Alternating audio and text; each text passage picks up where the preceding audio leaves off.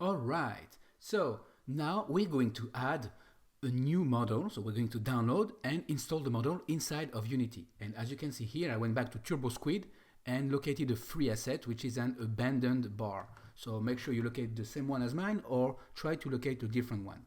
Now, one of the reasons why I want to use this one, once is because it's free, you can download as well and follow along, and also because it's an FBX format. Now, what does this mean to you and to me? Well, it means that you just have to drag and drop it inside of Unity and it will just work. Isn't that perfect? That's exactly what we want. So I clicked on download. I do have it in my list. You may have to sign up. It's totally free, so go for it. And let me see. Yes, here it is, the abandoned bar. And download the fbx.zip file. As you can see, there's plenty of different formats, but you can download the FBX or the OBJ. One or the other will work, okay? So object or FBX. Once you have these, I'll show you what to do. Locate your file.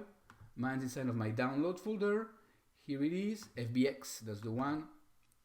And it says abandoned bar. So what you have to do is take that file and then keep it, go inside of Unity and drop it inside of the assets, okay? So click on, don't click, but hover over the assets and then let go. You will see a plus, a green plus sign that will appear.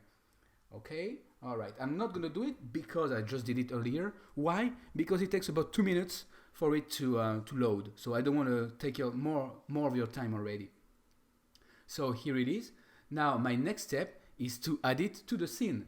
And as you can see, what I just did as well also is remove the cube room. So if you guys see that, the cube room, I just unselected it. When you go to the game, you can select that cube room and remove it. But leave it there for now. Why do you want to leave it there? So that you will know how to position the abandoned bar and then you can remove it. So take the abandoned bar, drag and drop it inside of your game.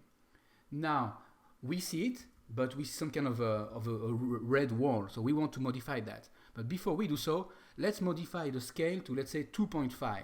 All right, so we're making the bar a bit bigger. And then let's see where it is. Go to the scene and locate the bar by double clicking on it. Here it is. And what I want you to do is also locate the room. So that's why I wanted the room. So the actual room is here and the bar is here. So we definitely want to move the bar where the room is.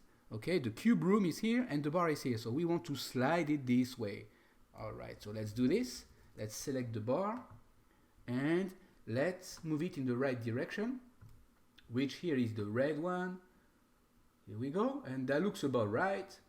So now, technically, if I go to my game, yeah, it doesn't look good, so I gotta move to a spot where there's not stuff all around. Let's see now, game, okay, that looks a bit better.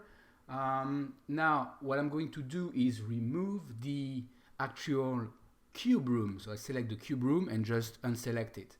All right, and we're inside of the bar. Now, I'm gonna take the bar and pull it a little bit down. So I'm gonna move the Y direction down of the bar. So let's select the bar and move the Y direction down, so in the negative. Why? So that we can see the bar from above. All right, there we go. So we can actually now see the bar like if we were on the bar. Let's move a little bit on the X direction. There we go. Now I can see that it's missing some light, but that's okay. So right now, let's remove the sphere, the one we added, and let's remove the cube. All right, so now if I press play in the game, let's see what we get. All right, so now you can see that's exactly what we want. We are inside of the bar and I can move around and look. Now you may be wondering why I don't see the whole bar. Well, that's because I need to put my scale down a little bit. Here we go. And now we have the bar on both directions. That's exactly what we want. So I can move around and look at the bar. Okay, it's an abandoned bar, so it kind of looks a bit weird, but it does the job. We can definitely move all the way around.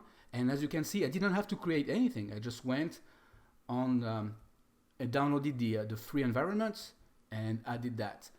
Now, the next step would be, don't you wish we could move around?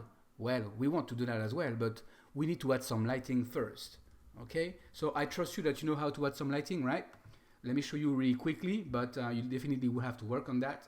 You can click on Game Object, Light, and add some some point light. So select point light, here it is, and you'll have to move it at the right spot. So I will move this point light where there was no light, which would be somewhere around there. Okay, increase the range. Here we go, and increase the intensity. Right, here we go. Now, as you can see, there's more lights inside. So when you go inside of the game, we can see a little bit more light already, but we still have to work on this to have even more light. So you have to duplicate lights and add them to the right spot. So I'm going to put one light here. I'm going to duplicate, Command D to duplicate, and put a light here.